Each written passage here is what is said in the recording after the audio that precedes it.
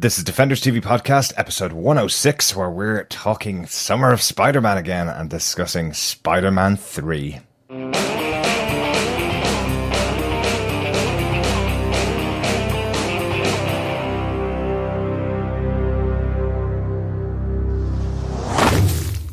Welcome back, fellow Defenders, to our Summer of Spider-Man coverage. We're talking about Spider-Man 3 by Sam Raimi and starring Tobey Maguire. Not at Spider-Man Homecoming just yet, but we will be getting to it very soon. I'm one of your hosts, Derek. Hi, I'm one of your other hosts, John. I'm rounding out the group. I'm your friendly neighbourhood, Chris. He is your friendly neighbourhood, Chris. He is. I know. Yeah, we are back with our third in our Sam Raimi, Tobey Maguire series when we're talking about Spider-Man 3. Yeah, shooting his white webs all over central Dublin. I don't remember that. Oh, I do. Oh dear, it started already. Yeah, Spider-Man Homecoming came out in the cinema last week. We have actually seen it, but we are going to reserve our discussion for that for the next episode, for episode 107 of Defenders TV Podcast. And we're going to go back to talk about the final part of the trilogy of Sam Raimi and Tobey Maguire. Gentlemen, are we ready to get into this? Yes, exit stage left, I think, for Spider-Man 3. Yeah, we did say when we started our Summer of Spider-Man, because of holidays, we started a little bit later than we thought we were going to, and because of holidays, we're kind of have to move around our episodes a little bit, but we will be getting our Spider-Man Homecoming discussion out pretty soon. Absolutely, and of course you can find that on defenderstvpodcast.com/iTunes, or you can search any other good podcast catcher, just search Defenders TV Podcast. And of course, iTunes is now Apple Podcasts. Mm-hmm. So, yes. That's all we have to say about it. That's all we have to say on the matter. Yes.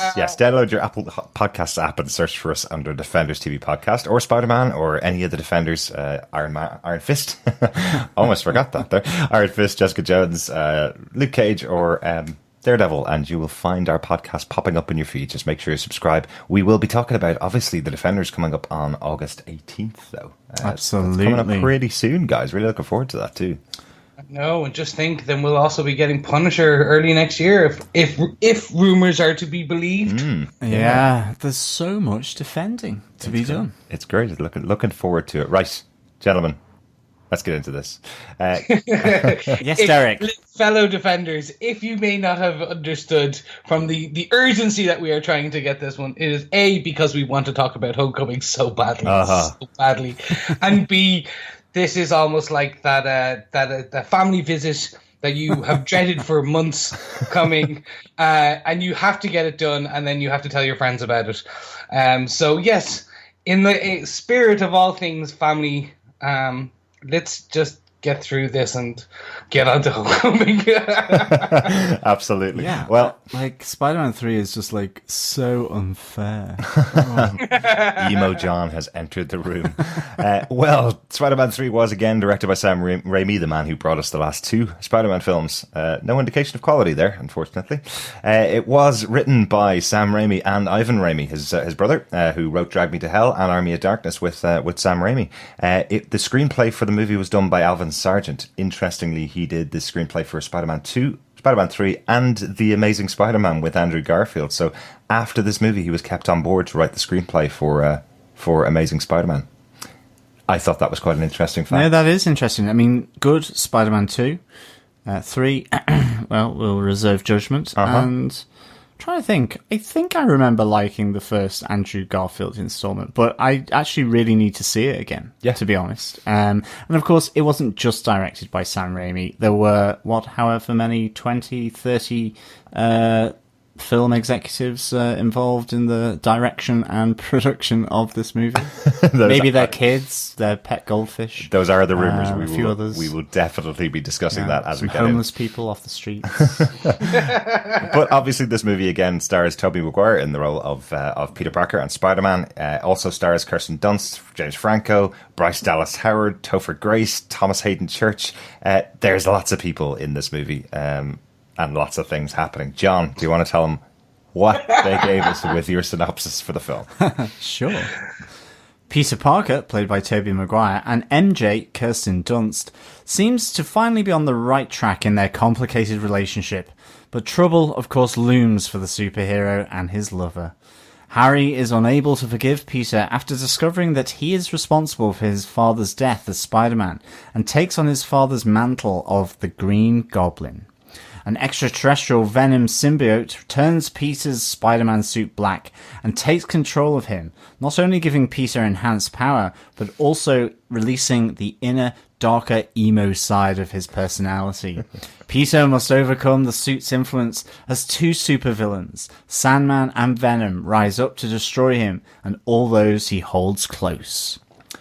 Yes, if you haven't joined us for our Summer Spider-Man so far, we do cover the movie slightly differently than the way we do our top 5 points for the shows.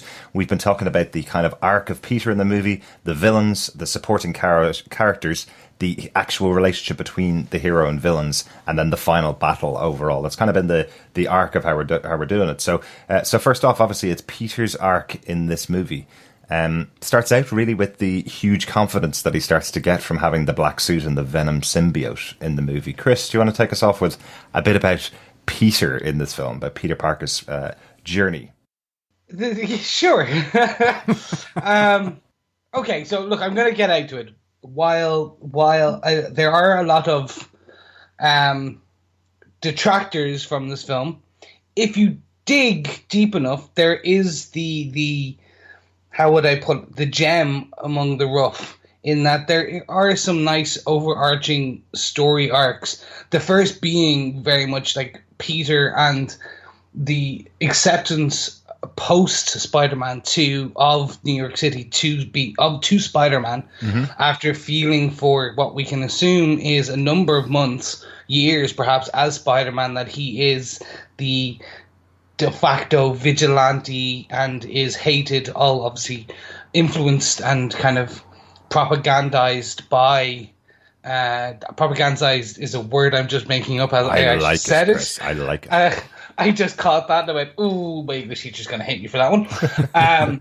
But obviously JJJ is in the Daily Bugle and still on his ever-loving rant of get me Spider-Man. Get me that dirty shot of Spider-Man.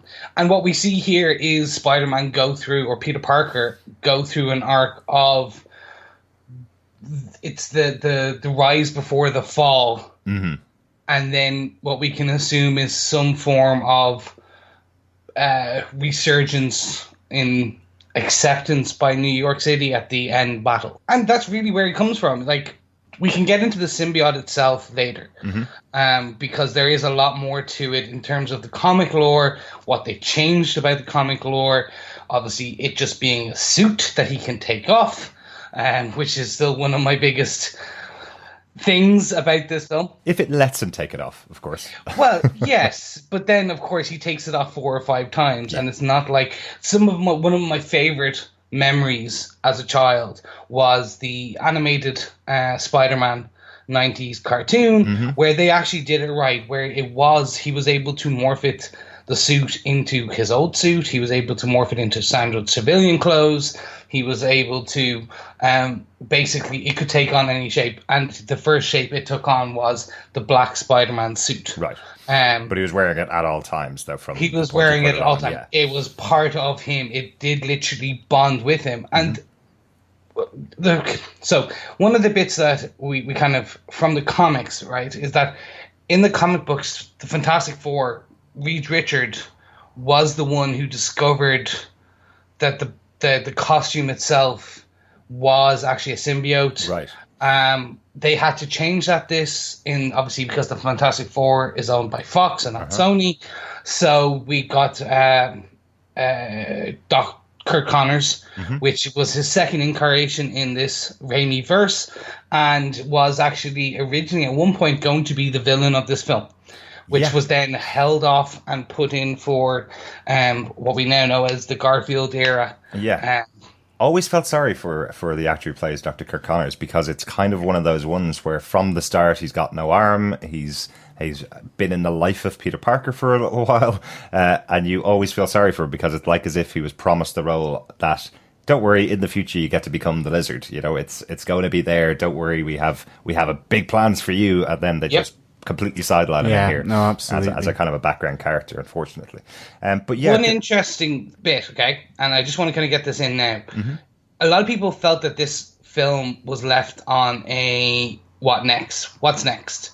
That was originally because there was an additional 3 other films ready and kind of being built out while this film was in production and being released. So there was Spider-Man 4, 5, and 6, which were going to take us. It was going to basically explain some of the things that left at the film. Again, I don't want to. I really should say spoilers, but then no, not really. If you haven't seen it by this point, you're fine. So the death of Harry, the deterioration of the MJ relationship, which we'll get to later. Kirk Connors, actually, tidbit. If you look in the scene where himself and Peter are in the college, not even lab, the college desk, the lecture hall. Right, yeah. There is a lizard skeleton there, foreshadowing it. But anyway, look, so the bit about the confidence the arc I want to get back to on the confidence is that this was, in essence, quite a good story arc. Yep. You do have the drive up for Peter Parker, but it continues, and then there's that flipping point where he gets the suit. The anger is, as they say, magnified. Yeah. His base urges, and we start getting that now infamous jazz singing scene, dancing scene, the walking down emo Peter Parker.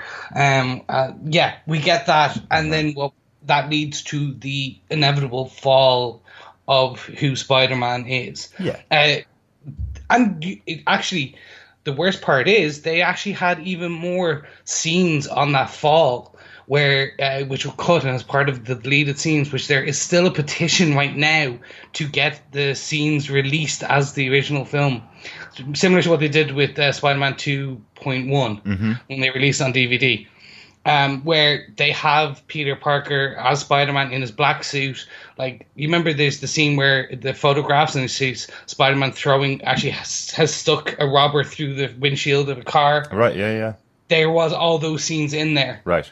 And they cut that and put in those photography pieces instead. Right. So that fall was even magnified greater than what we saw in this. It's the right impulse, definitely. You've got a character here that's a nerdy character. He's one of us as he starts out in Spider-Man 1. You know, he's a normal kid who has something huge happen to him and then becomes a superhero.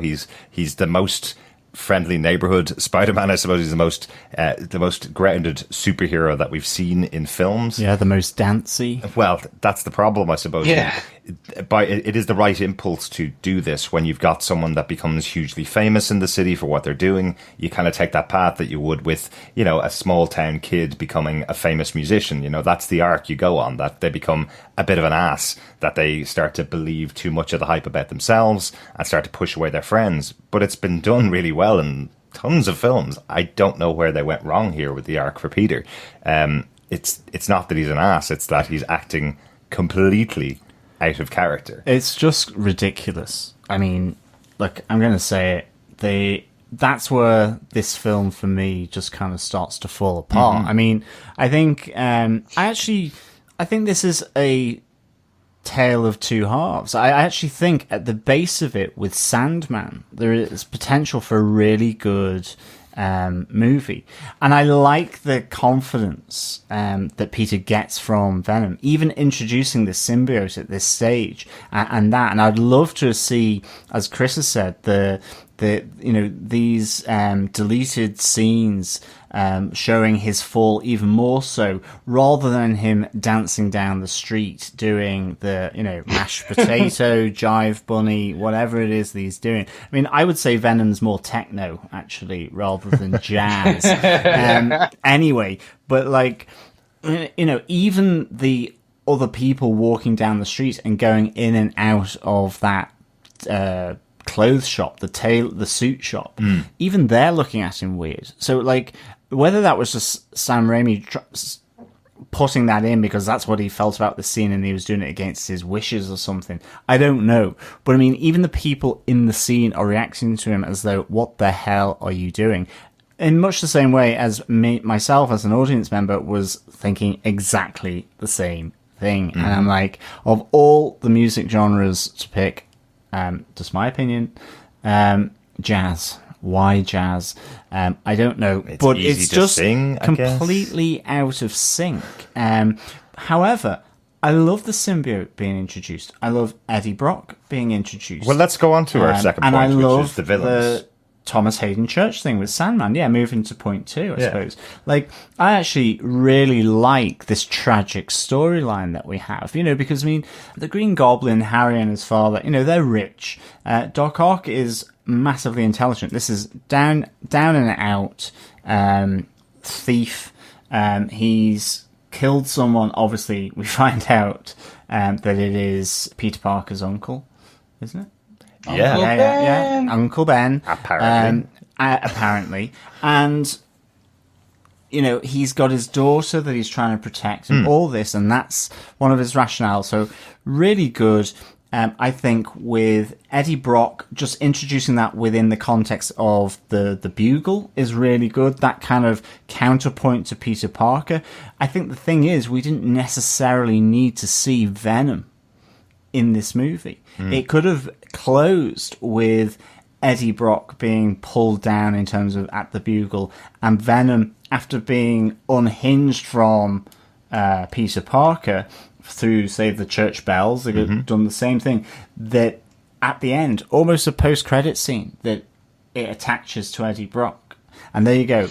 Flip into Spider-Man 4 or something along those lines. Yeah. Because ultimately then it just starts to get really messy, the film, because all of a sudden, despite not having seen Sandman for, 30 minutes, 40 minutes, 45 minutes of the movie, almost as though his story has gone. He comes back and teams up with Venom for seemingly no apparent reason. Yeah. Or other than that they've had an encounter in an alleyway. And I just kind of feel at that moment where we got Singing in the Rain -10, in terms of the dancing down the street, it just kind of lost the plot and it kind of broke down a bit from there. But I think at the hub of it, for the villains, there's some really good stuff there, along with the symbiote and Peter's kind of journey to the dark side. So an interesting piece on this is Sam and Ivan in later interviews, and kind of when people started doing the whole Redux reviews of is this the worst superhero film of all time, they came out to say that at midway through this film they actually considered making it a two-parter, which was going to be, the first part was centered around Sandman, and he would get the black suit, and at the end, as you said, it would then switch to a secondary Venom film, leaving on a cliffhanger. Makes total sense. Absolutely. It does, because that's you can see almost that in the film. It was then just, as you said, the 20 or 30 other writers and directors in Sony's boardroom decided that this needed to be a standalone single amalgamation. I remember the time a lot of discussion of the fact that that Sam Raimi doesn't like the character of Venom. He doesn't understand it. He doesn't feel it makes sense in his grounded Spider-Man friend of the city, guy who catches criminals who are robbing banks. It doesn't really sit in that environment, and it was imposed on him by Sony because they had the rights, and Venom was becoming a very popular comic book character at the time. It was only not recently created, but it would have been within the last decade before 88 before this happened. So late 80s, early 90s, kind of when he started out, and then it became popular throughout the 90s. And it does feel like this is completely shoehorned in, much similar to the story behind Batman and Robin, the Joel Schumacher story. Pretty much, this is the Marvel Universe's version of Nipplegate. Yes, but I definitely felt, just to give the movie a compliment, my experience of coming back to this was the first 45 minutes to an hour of this movie I was really enjoying. I loved Thomas Hayden Church and his storyline of he's as Sandman, he's trying to help his very sick daughter by by taking money because he can't earn it anymore. He's no longer able to get jobs, so he's going out to get money to save his daughter. Really grounded storyline. And I did like it. I really enjoyed it. And then there's just this flip of what's going on? Why are there so many characters? Why do we need to pay attention to Eddie Brock over here on this side? He's a bit like a fly that's buzzing around everything that's going on. And then there's the Venom piece. He gets the symbiote attached to him. He becomes a big villain. He teams up with Sandman. And then Green Goblin comes back. It's like, lads, calm it down. Yeah. You're putting too much on the screen for people to concentrate on. In the back half of the film as well. The first hour seems to work quite well. Yeah, and it's timed quite well. It just seems like, and then shove all this other stuff into the other hour of the film. Absolutely, and the whole tension that they've built up between Harry and Peter over the course of effectively kind of 2 movies. Oh, yeah.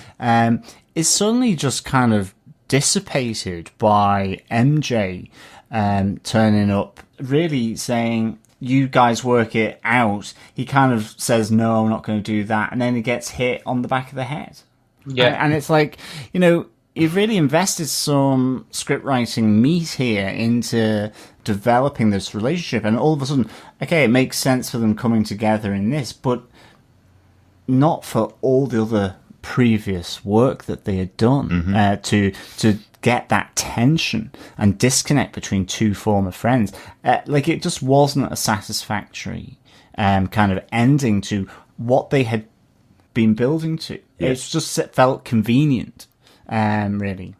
Did you know, okay, so the scene with the butler where he comes in and tells James Franco, Harry, that the stab wound, he cleaned it himself, was originally meant to be an illusion. It was Harry's imagination, his cracked psyche. So that the butler had left long ago, and it was Harry's good side, his friend of Peter's side, right? Not the crack that had saved, because that's one of the biggest plot holes.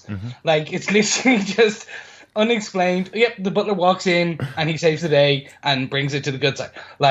Also waited 2.5 years to tell his charge that he knew that it wasn't Spider-Man that killed his father.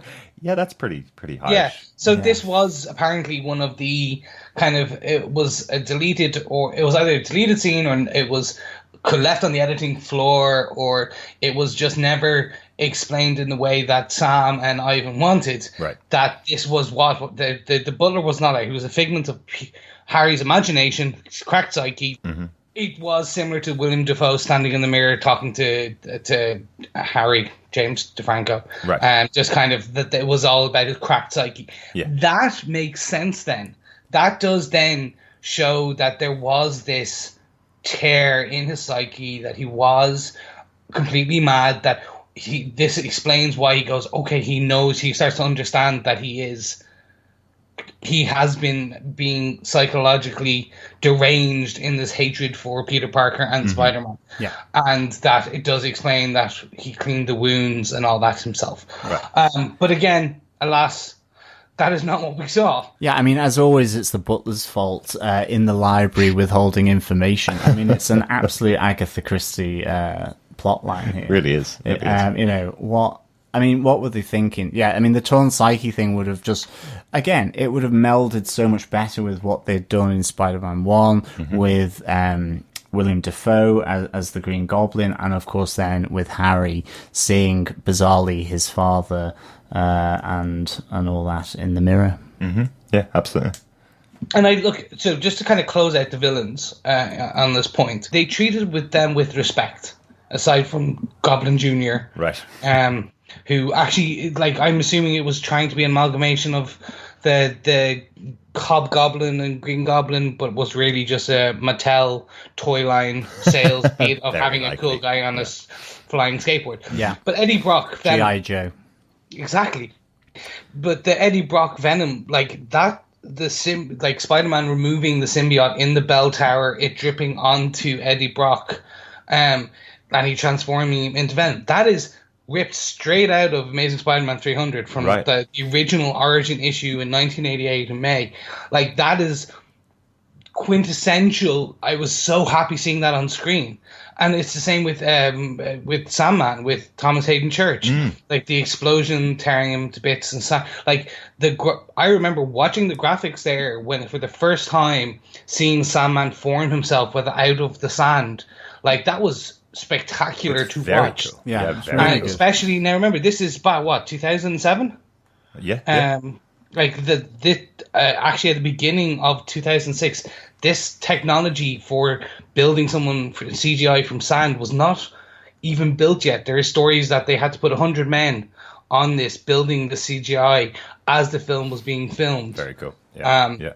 But it was like, while they made so many mistakes with these villains, they also treated them with an element of respect. Yeah. Big time. In like to the original comic book element. Absolutely. And we have called out the horror moments of Sam Raimi as in the other two films. The moment where Eddie Brock becomes Venom is pretty horrific. It's really well put together. I think it's a really good scene. It's weird that you say that he doesn't like Venom, actually, because for me, just the whole sort of tortured soul kind of within the confines of the symbiote and just the horror that Venom can bring. It's surprising that Sam Raimi isn't a fan. I found when you said that, actually. Yeah. It feels like that's part of what Sam Raimi brought to the movie version of the character. The comic book character he is almost like a laughing villain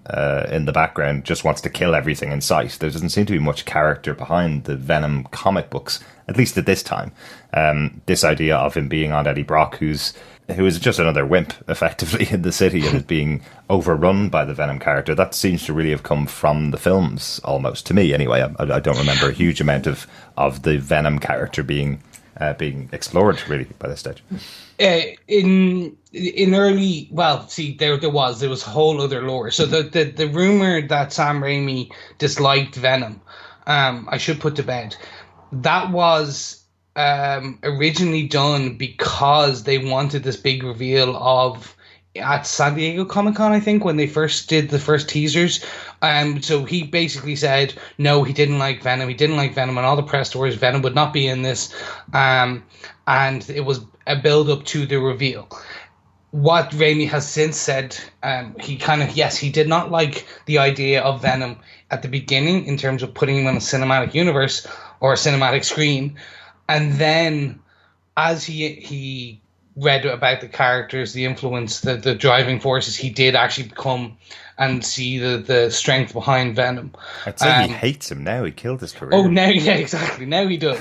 But Venom actually is a complex character, and I could speak hours about it. Like, there is one where Eddie Brock and there's a recent early 2000s run on Venom. It's not actually Eddie Brock. Like, it's convoluted, the whole symbiote story, but there is some good stuff there.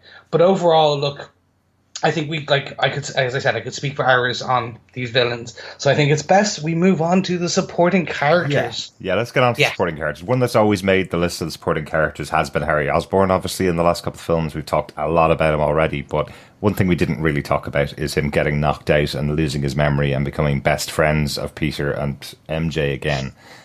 That is the weirdest, most soap opera written scene I have seen in a long time, especially in a Hollywood film. It's a telenovela. It really was, yeah. It really is. It wasn't something that I was expecting to do with the character. Get them back to become friends again. Yeah, okay, that's a standard hero arc, to get them back being friends again. But having a knock on the head to lose your memory and then fall back in to your old friendships, yeah, it was just a terrible choice for the character. And then to do exactly as you said, John, to have him get his memories back and then be convinced really quickly by MJ that no, you need to go and take care of Peter. Yeah, it was just a terrible arc for the character. Yeah, again, it just is unnecessary and it adds more weight to this film that it didn't need to carry. Yeah. Yeah. What about MJ? Lean, mean filming machine, really. Yeah. What about MJ? So MJ's character in this movie. I feel really sorry for her character, actually. I just think the journey that Kirsten Dunst had to go through with MJ is just must have been brutal as an actor. I just think it's really sort of wishy-washy, really. I think it's kind of it's like an add-on. It's just she's, her acting career is getting attacked, so takes out on Peter. Again, talking of soap operas, it just felt like this. It just felt just so thin what was happening, and the motives as to why she would suddenly go back into the arms of Harry Osborn in that way, and then come back again, and then everything be okay again. And I mean, okay, maybe you can do that in a nice complicated way or in-depth way on a TV series with 10 episodes, but when you've already got the symbiote, you've got Venom, you've got the Green Goblin, you've got Sandman, you've got Peter Parker going on this journey, Harry Osborn going on this journey, the butler, the dancing, the jazz club, and all of a sudden it just feels like they've run out of space. So they give Mary Jane Watson the most basic kind of on-off switch to do various things, and I felt really sorry for this character. A bit in Spider-Man 2 as well, you start to see the hints of this, but then it just really gets cliche. It's a real shame for such an important character in the Spideyverse. Yeah, absolutely. I can't agree with you more. I did, again, the seeds were there in this. The juxtaposition to her, Peter's rise and her fall. Like there is that element there where they were trying to widen the gap between these two characters who 99% of the film goers at this point would know that they are star-crossed lovers. They will always be together. They always end up in each other's arms, as they did in the end of Spider-Man 2, to a degree in Spider-Man 1, etc. They messed this up. Yeah. Like, it's the only way. I think of how great that moment was at the end of Spider-Man 2, where the Go Get 'Em Tiger moment. Like, that's the one you'd waited for 2 full films, and now she's effectively a person with a terrible storyline because her acting career is failing, and he's not paying attention to her because he's getting so much popularity in New York, and now he's getting the attention from Gwen Stacy, so he's going off and interested in her. It's soap opera. But that's it, and it seems so petty. I mean, effectively, they relegated MJ down to a 6-year-old saying, "Well, I don't like you anymore because you're more popular than I am, and I've just been fine." I mean, it almost had that kind of undercurrent of depth to it, and it was a real shame. Yeah. So again, this is the shoehorning effect. Gwen Stacy and Captain Stacy, aside from their slight impact on Eddie, were not necessary for this film. And what you find out is the impact on Eddie is that Eddie has seen her from afar and is interested in her. Went on one coffee date. She doesn't even think of it as a date. Like, exactly.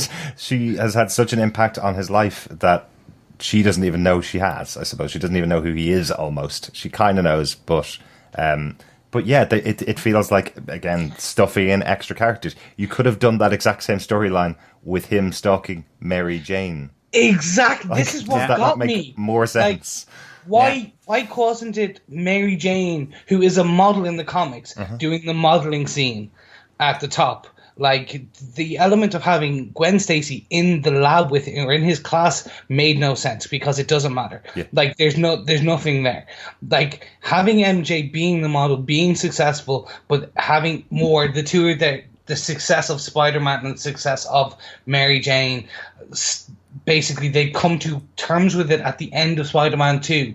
So why do you need to then diverge them again? Yeah. Why not, have that stalker? She is now a star. She has a stalker. That is Eddie Brock. Yada. That's the Eddie Brock part. And then you got MJ's rising star, Peter, continuing to miss things, and the engagement falling apart. That could be your storyline. That could be your arc for MJ, where but then at the end, what we get is, and that is not even a cough chorus.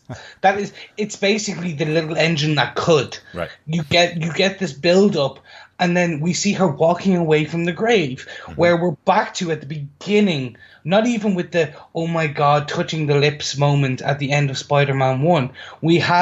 They are basically relegating it all the way back to Spider-Man, pre-Spider-Man 1, where she does not notice or care that much about Parker because of all this. And this is where, again, I understand that they had this potentially in Spider-Man 4, Spider-Man 5, the arc would be fulfilled and they would be back together. But for the sake of destroying a central character to Spider-Man lore, it made no sense. Yeah. And actually, speaking of destroying a central character, like, they did nothing with Aunt May in this one. Like, Aunt May is relegated to, oh, in my day, here's my beautiful husband, Tyr, here's the ring, and then just basically being a push character for going to see Peter 2 moments, and then going to the oh my God, Peter, calm down in the police office in front of Captain Stacy. Basically, that is it. Yep. Absolutely. And I mean, even that scene between Peter and MJ where he's going to propose to her, like, I started to feel nothing. I was like, Peter, don't propose to her, or, you know, and like, it all just, there was no investment there in that relationship, which actually is a bedrock of the Spideyverse. And I think, you know, similarly, by the end, we're, okay, other than rescuing another person, you're just there kind of going, I just didn't feel the investment that Peter Parker would have to go out and rescue Mary Jane from the evil clutches of Venom. Well, I mean, other than to save to save someone. But what I mean is, it just felt like they had undermined that relationship to just like a kid's brawling match of he said this, she said that, you did this, you did that kind of thing. That, as an audience member, I'm just like going, why would you even bother in the end? And that was the shame. And yeah, Aunt May as well have joined Uncle Ben. Well, how else would he get the ring that he gives back to her 20 minutes later? Well, that's true. That is true. Actually, that is kind of pointless. That was basically a prop for the fight scene of him grabbing it back from Goblin and flying through the air and having to grab it. That's what that ring was to me. Yeah. It was literally, grab. Because do you remember the layaway sign on the original ring he was looking at? That was never explained. Yeah. Like, did he go in? He just saw a ring and went layaway, and like, what, is MJ the layaway? Can she just slowly invest in her until he... Okay, you can't have both. Either he gets the ring talking about love from Aunt May, because that is a poignant moment in theory. Like, you could have built it around that where he says, I love her so much, and she's like, do you remember Uncle Ben used to love me? Yeah. And this is how he proposed to me. And then that triggers Peter wanting to propose to MJ. But then just the layaway scene with a break, and then Aunt May. And you're like, what? Yeah. Oh, back to this storyline. Okay, now I get... Let's keep going. Yeah, exactly. Any other background characters, any other supporting characters? J. Jonah and Jameson, anything particularly from him other than a bit more wonderful scene chewing in this movie? I just love this guy. Yeah, absolutely. He's awesome. I love character. He is always just this amazing piece to me. And having, Raimi's brother coming in, and those scenes. This is Ted Raimi. Yeah, coming in. He's still the comic humor, and I love him. Betty Brandt, being the buzzer scene, which I still laughed at when I rewatched it. Like the comedic element, but then again, you do have this. What again should be the driving force of Spider-Man law and the lore. Excuse me. Actually, no, I'm going to call it Spider-Man law. If you have JJ in there, you have to have him going like loving, hating, and then kind of the redemption of maybe Spider-Man's not too bad. No, I hate him anyway. Like they should have had that in there. They didn't. They did not have this part in there. He basically goes from Spider-Man's great to get me a picture. I still want a picture of Spider-Man doing something wrong. And then it cuts to basically him at the final battle paying a kid $150 for a camera. With no film in it. I love that. No film. Well, it's $100 for the camera. She doesn't exactly say how much the extra is for the, but we can assume maybe another 150 for the film. But that's it. Like, and again, this is an element. What I feel is this was the film with two halves. There was no second half. Yeah. Because that story arc doesn't happen. Like, it should be finished with potentially, like, JJ, after seeing this immense battle, for example, then going, actually, okay, Spider-Man is a hero to this city. Like, there was originally the whole, before the meteorite part of Venom coming in, we were going to see JJJ Jr., Yes. Being the astronaut, similar to the comic books, bringing the symbiote back to Earth. The same actor was going to play it, but then because of financial constraints, they felt, and timing, they did not want to do a space scene with the astronauts, etc., and they didn't want to bring the character back. Yeah. But that then becomes quite interesting again, because you could have had JJJ Jr. Just say John Jameson Jr. You could have had him there at the final battle. You could have had some element where the Venom, the black suited Spider-Man, confronts Junior, kind of going, "This is your fault," blah blah, roughs him up. That could have been there's so much there. But again, they use a character to half of what his potential should be. Absolutely. Yeah. That's really too much. It's a massive sandwich with way too much filling. And Like, but not in this case. no, but that's what I mean. It's stuffed. It's like ordering a ham and cheese butty, but you get half a bit of ham, half a bit of cheese, half a tomato, but it's just loads of halves of something, and it's spilling out all over the place, and it's got no structure. And can you tell I'm hungry? You're not going back to that sandwich place No. again, John, are you? No, I'm not going back to Subway. Right, well, that's these supporting characters. We normally talk about hero and villains' relationships at this point. So we have three villains here, and obviously Spider-Man. We kind of have the relationship we talked about already between Peter Parker, normal, good Peter Parker, and what's happened to him with the Venom symbiote. And that's kind of one of the villains of this movie, is how does he react when he's been treating everybody like crap around him. So yeah, that's one of the big relationships. There's obviously the relationship between Eddie Brock and Peter Parker here, where they're both rivals in work, effectively. So a pretty good basis for their relationship and what's going on and how they're connected. You know, similar to in the past we had the mentor in the first film, and also another person that believed in Peter in the second film with Doc Ock. This time we have a rival within the work environment. So again, a good setup for their relationship. He knows who he is. With Eddie, there is the Gwen Stacy part. Yes. Which is obviously a large contributing factor. But then I'll go on to the largest relationship discussion. And then the biggest one, is obviously with Sandman, with Thomas Hayden Church's character. They put in a relationship here, which is kind of, I don't know if you guys remember the movie Scream, and where they get the rules of the third part of a horror film, where all bets are off, things you thought you knew from the beginning are now all changed. Does this work for you, this idea that Sandman is the cause of Uncle Ben's death? Can I be honest here? Go please. Thank you, listeners. I'm so sorry. This is 90% Chris speaking in this episode. Summer of Spider-Man is 90% you, Chris. That's all we love. So, like you said, it's that Scream moment where all bets are off, and they will rewrite the origin to suit the film. Mm-hmm. When I first watched this, I was like, okay, I can see where you're going, and it does leave an element of that redemption of a villain at the end, where he flies away in a dust sand cloud of shame, if you will. I hope it was described like that in the script. It's kind of like Blackadder, isn't it? It's kind of like maybe some large industrial Hoover would help here. That would control Sandman. Absolutely. Yeah, exactly. Or water, apparently. Anyway. But doesn't that make cement? Sand and water?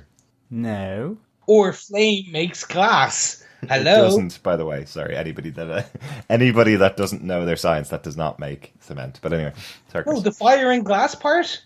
Like, Goblin literally flaming him and nothing happens. I'm like, wait, pretty sure hot, flammable liquid flying onto sand creates a glassy substance? Absolutely. No, okay, fine. Okay, It does. So, in this hero-villain relationship, I get that where they're trying to do. They were trying to build a character who you, at the beginning, you felt sorry for him because of his daughter. Then you kind of they build him into an enemy. You then start to hate him because of that assumed relationship with Peter and Uncle Ben, and then you get the main battle, everything, and then right at the end they redeem him by going, actually, it's not what you believed. It wasn't his fault. Then Peter forgives him, and it fades to black. Mm-hmm. Again, if that is your plan of doing so, you cannot take that central character out of the film for like an hour across a 2-hour film. Absolutely. You need more kind of character development, essentially. I have more of a base problem with this, to be honest. And my base problem is this is what propelled Peter Parker to become Spider-Man, the protector of the innocent, is that he caused the death of his uncle. This is the origin story that drove him to do it.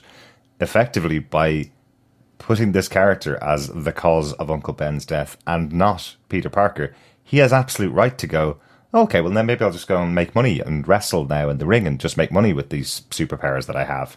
It's taken away the whole with great power comes great responsibility, because he hasn't learnt that lesson because he wasn't responsible for the death of his uncle.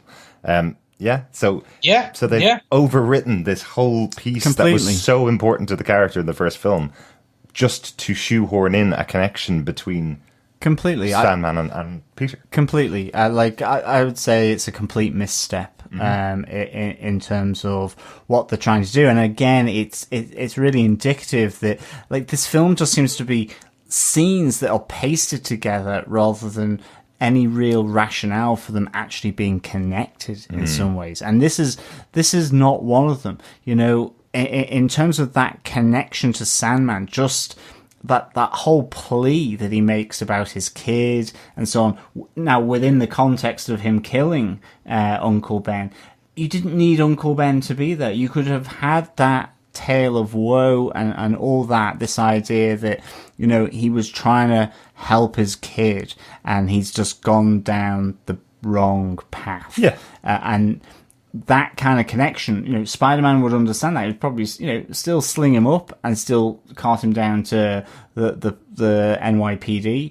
But I mean, yeah, to me, it's a complete misstep, really undermining the whole reason of Spider-Man 1 film, and of course just the general origins for Spider-Man. I mean, I suppose it does come to another point of, you know, to what extent can filmmakers change maybe the concepts and origins compared to, say, maybe the comic storytellers, you know, who has... Oh, 100%. And don't get me wrong, like, obviously we cover Gotham over on Gotham TV Podcast. They're doing a brand new origin story about who the killer of Bruce's parents were. You know, this is something that people have all their knowledge of who killed the parents. Some people know the version in the Batman movie from 1989. Some people know the version that was in the comic books at the start. You know, some people know the Gotham version now. There's loads of ways to do this. This was a terrible idea. No, absolutely. Idea. I mean, in a sense that it can be either or, to be honest. Yeah. But this didn't fit. Yeah, exactly. Like, it has to fit. Quite a bit of this And it's quite interesting that this is a trilogy with the same writer involved and same director involved from the start and same company involved and same actors involved. And this was the decision they made to rewrite their own history, effectively. So that's where I suppose I have a bit of a problem with the heroes and villains relationship in the movie, among some other problems. Anything else on that particular point, Chris? Yeah, it's just so I know where they were trying to, and I just had to quickly check it up there. I remembered there was a point where Sandman became a good guy. He became a hero.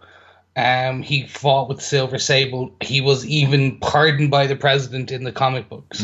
And I can see that's where they were attempting to potentially bring the character. You don't have access to a lot of the other Spider-Man heroes or accoutrement in that they had the Thing. They didn't have the Thing who goes against or goes with. They didn't have the Human Torch. So the people that Sandman would kind of in the comic books go with, they don't do this. So it is, I'm assuming, what they were trying to do. But again, it just didn't work. Yeah. Okay, I think onto the final battle. Yes. Yeah. We kind of talked about it already, but it is a huge scene. They do involve 4 major characters plus the people who are at risk, like Mary Jane. Yeah. So Mary Jane's in a taxi cab. Yep. Held up very high in the air by Sandman. By Venom's webs. Yeah. Venom's webs, and Sandman is knocking away the police cars at the bottom, and the people coming to save her. Yeah. Okay. So Wait, actually, hold on. Okay, so originally she was not supposed to be in a taxi cab. Okay. This was this was another last minute change made just prior to the scene being filmed, where Kirsten Dunst nearly walked, apparently. Okay. She was so upset with this because originally she was going to be in the building where she was going to be attached to some of the symbiote webs, but then they decided to put her in a cab and dangle her quite high, literally days before the filming of the scene. I have no idea where this came from. I have no understanding of it. It seemed like they only wanted to have the cinder block fall into a cab so that she could pick it up and then throw it on Venom. Yeah. That was it. That was the whole rationale. Also because they wanted to put then a cement truck falling into the taxi cab so that she could jump out of the taxi cab and plummet, and Spider-Man and Green Goblin could grab her. Yeah. And that kind of flying down scene where they put the 2 of them on the board. I have no understanding, no reason. It just makes no sense. Just simply, of all the final battle sequences that we've seen in the previous films, this one, it feels like we've got loads of fun that we can do on computers now, so we'll just do it. Yeah, it felt like that big boss battle. It felt like that big boss battle at the end of a game on the PS4 or Xbox or whatever. And that can work in computer games. Here, it just felt out of context as to what had gone on before. And it was just odd. I mean, just whether it's the team up between Venom and Sandman, conveniently, Eddie Brock is using MJ against him. Again, you've not really seen enough of Eddie Brock inhabited with this symbiote to really understand, as you say, his motives or anything. Yet you've got Sandman writhing away for, like, what's his play in this? Why is he doing this? Like, it just makes no sense. For the team Surely he wants to be off stealing more banks whilst all the police are at the bottom of Venom's black web. So that he can help his daughter. Like, I mean, it just makes no sense that they've drawn these characters and then, like, taken them in weird ways because they've just not had room to really explain why they've ended up there. And that's I know why we keep saying this, but this is a long film as well. There's a lot of screen time here that they could have done things with the characters. Yeah, it's a bit like a jazz riff. It goes on forever. Jazz is my least favourite form of music, just to get that out there. So having Mary Jane as a jazz singer in here and the jazz dance sequence, it rubbed me up the wrong way for years. Anyway, that's kind of it. That's kind of our top 5 points to discuss about this movie, I think. Eek. Couple of notes as usual. Obviously, our cameo notes. One of the standout moments, really, for me in the film is Bruce Campbell's cameo as the French maitre d' of the restaurant where Peter's going to propose to Mary Jane. I just really like his moment. It's a much more caring cameo that he has in this particular scene than he's had in any of the previous films. And him trying to do a French accent is always hilarious. Oui, oui. Yes. We do have our Stan Lee cameo. Obviously, this time he's giving advice to Peter in Times Square. He's not saving anybody this time. But, absolutely. But a nice speaking of wee wee, it is reported that Topher Grace didn't drink any water during his breaks because he couldn't use the bathroom with his costume on. Nice facts there. Wee wee. Wee wee. I'll run through a quick few of them, just ones that I love. So, to be fair on Thomas Hayden Church and Topher Grace, Thomas Hayden Church worked out 16 months to get his physique for this film, which probably he only used for 20 minutes of screen time in actual non-CGI. And Topher Grace did a 6-month back-to-back to get that Venom under prosthetic look that he had. The photograph of Mary Jane is back again in this film beside the police scanner, the one that he took in the science exhibit in the original Spider-Man, which is a nice call over from the last two films. I've talked about the early draft had John Jameson Jr. from Spider-Man 2 returning. I still think that would have been better use of the symbiote, the introduction of the symbiote. Yeah. The one I did like, which is quite interesting, during the scene in JJ's office, a newspaper on the background read, Doc Ock still at large. Interesting. Very cool. So fake news bugle, fake news. Exactly. They also do not mention the black hole in the middle of the river, but let's not bring that point back. That's on the other end of Manhattan. Do you think Topher Grace then was he got his Marvel production abs then? Possibly. To a degree. Yeah. This was the introduction of Marvel-esque abs. Yeah. Which I always... And do you think he felt like Ned Flanders in his ski suit when he put on the Venom? It was like him feels like I'm wearing nothing at all. Nothing at all. Nothing at all. Love it. And to close off, this is actually, and thank you guys, one of you guys actually brought this up and I didn't know about this, because this was an element when the Ultimate Marvel Universe had been born.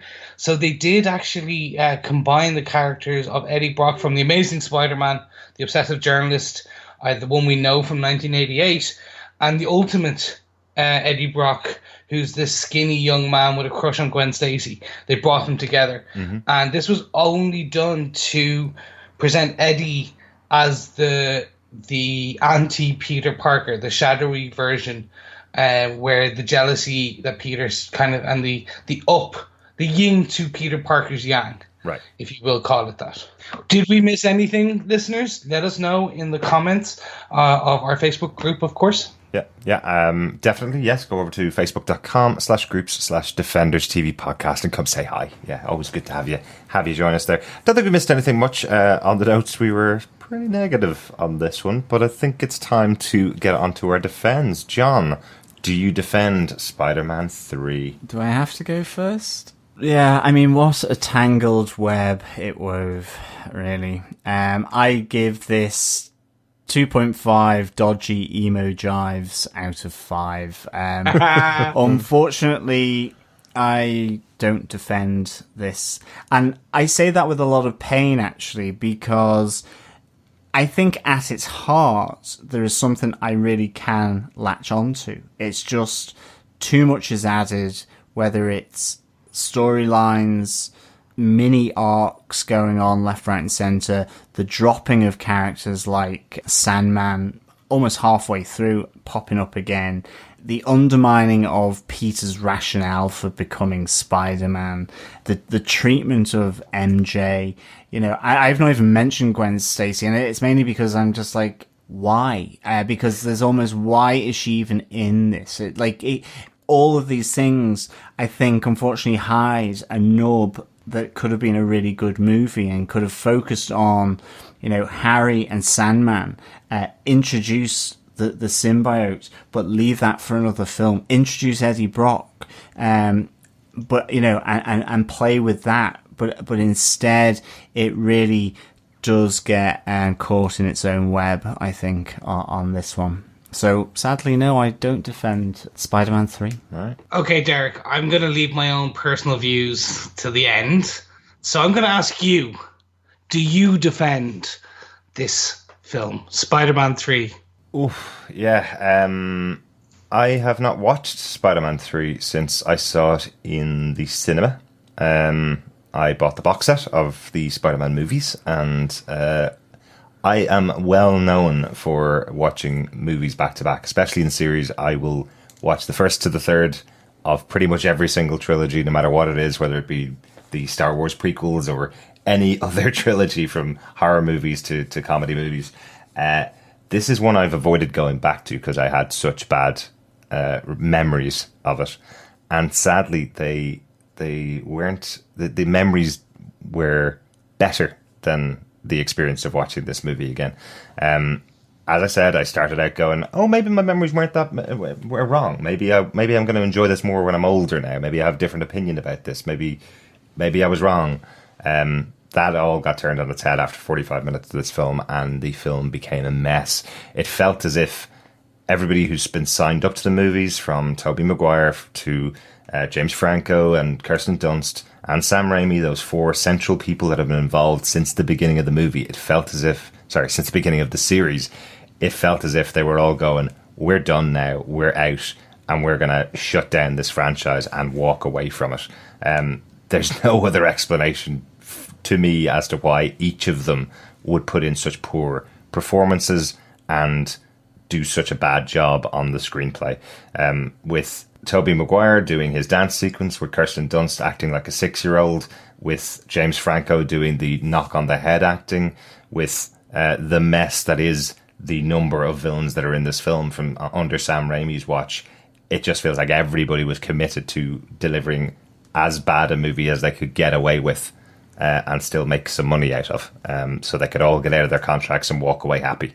That's kind of what it felt like. And it's really sad because I liked all of these actors. The only person that really has still maintained their career after this movie is James Franco. Drag Me to Hell is one of my favourite horror movies, but it's still a low-budget horror movie, and that's the only big credit that Sam Raimi has had after this film. And given how high everybody was on Sam Raimi after Spider-Man 1 and Spider-Man 2, it's a real shame that his legacy has been tainted by this film, in my view. But that's part of the reason why I feel he did it on purpose to get out of the contract, sadly. But that's my feeling. Don't defend the movie. Don't recommend it. Chris, you are a Spider-Man fan. You are the reason for the Summer of Spider-Man. What's your feeling on Spider-Man 3? Do you defend it? Guys, I don't like being negative, and I feel like in this episode of our podcast, I have been, and so basically, no, I do not defend this. This is the worst Spider-Man film in the history of cinematic Spider-Man films, and I am counting the 1970s TV pilot. Now, okay, bear with me, and it's barely there, right?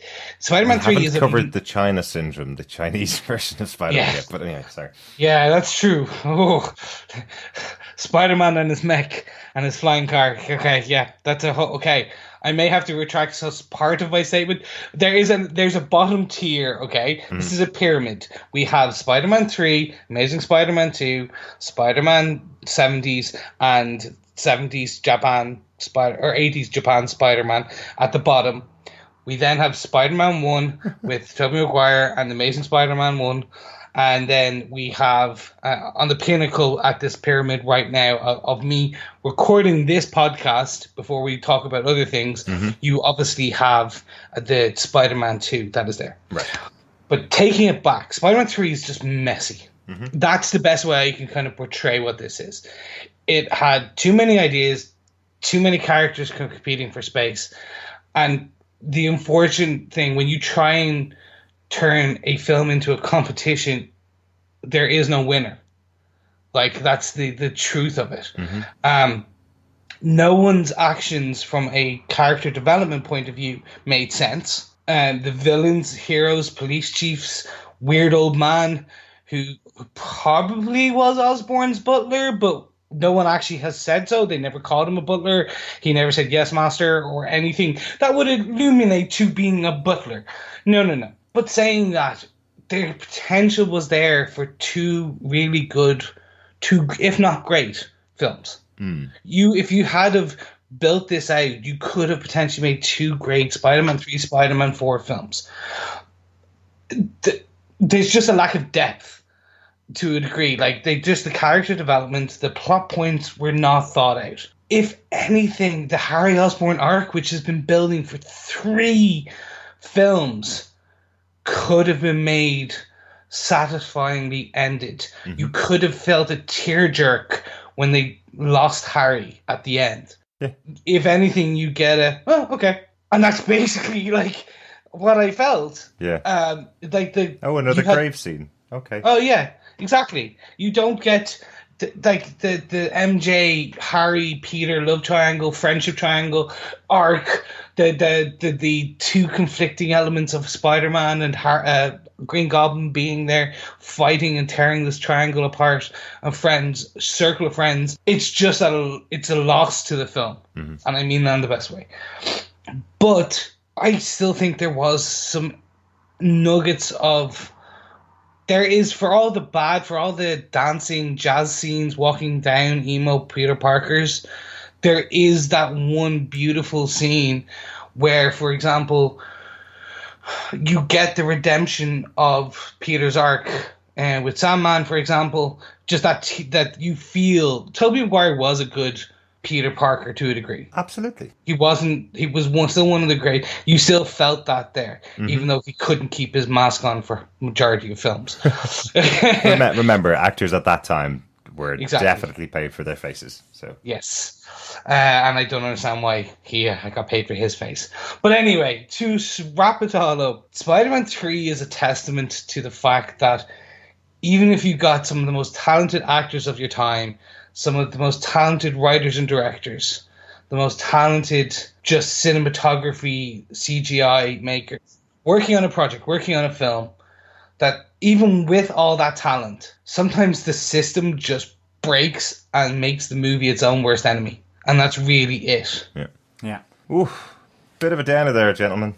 Yeah. But we have a beautiful episode potentially coming soon when everyone wants to know our views on Homecoming. Absolutely. And we'll get that in the coming weeks. And we've had 2 beautiful episodes previous to this. Yes, absolutely. Yes. We always love doing these kind of retrospectives. Always good to go back and look at these movies. But we did get a bit of feedback in. Obviously, this is the most controversial of all of the Spider-Man movies, which means we get feedback in. People want to talk about it, which is great. I did want to talk about this film, so it's good. It is good to have the opportunity to do it. Our first piece of feedback comes in from Claire Payne, who came in over on Facebook, on our Facebook group at facebook.com/groups/Defenders TV podcast. Claire says, all I'm going to say about Spider-Man 3 is I love the opening titles as it gave you a recap of Spider-Man 2. I didn't like the villains in this film, and I actually forgot Topher Grace was in it. Oof. There you go. That 70s show star has lost its shine. Yes, it has. Sad.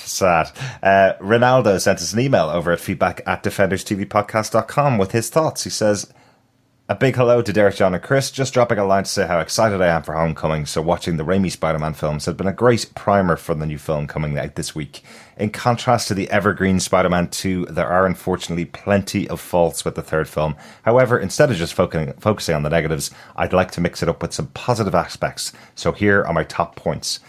Firstly, Sandman. I really like Thomas Hayden Church as Flint Marko, aka Sandman. He's an innately likeable actor, and this translates to his portrayal. I could easily have had a third film with him as the sole villain. The fact that he's had such bad luck evokes sympathy and more so that with the relationship with a sick daughter.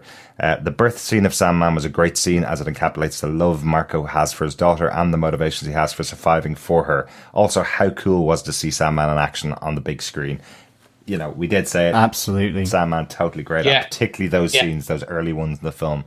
Really, really good. That formation scene, just beautiful. Definitely. The grabbing of the locket. Yeah. Agree. Ronaldo goes on to say, too many cooks. Trying to wrap things up whilst introducing two villains was always going to be a hard task. There's just too much happening, and within the first 10 minutes of the film, we're introduced to Harry, Green Goblin, Flint Marko running from police, and the symbiote falling from the sky. Just too much spread too thin.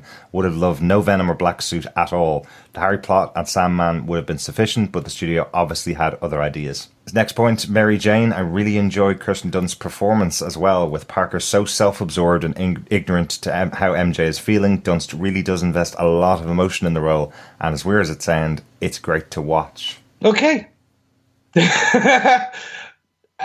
Yes, Kirsten Dunst is a fantastic actress. Mm-hmm. Just don't agree it's great to watch the MJ scenes.